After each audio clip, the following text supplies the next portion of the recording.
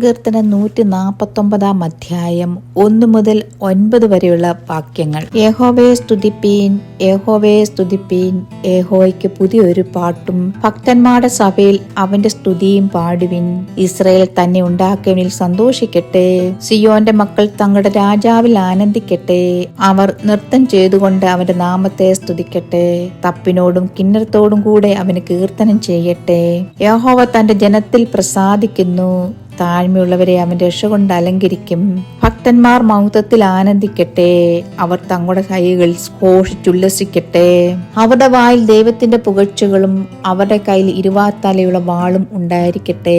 ജാതികൾക്ക് പ്രതികാരവും വംശങ്ങൾക്ക് ശിക്ഷയും നടത്തേണ്ടതിന് അവരുടെ രാജാക്കന്മാരെ ചങ്ങലകളാലും അവരുടെ പ്രഭുക്കന്മാരെ ഇരുമ്പു വിലങ്ങുകളാലും ബന്ധിക്കേണ്ടതിനും എഴുതിയിരിക്കുന്ന വിധി അവരുടെ മേൽ നടത്തേണ്ടതിനും തന്നെ.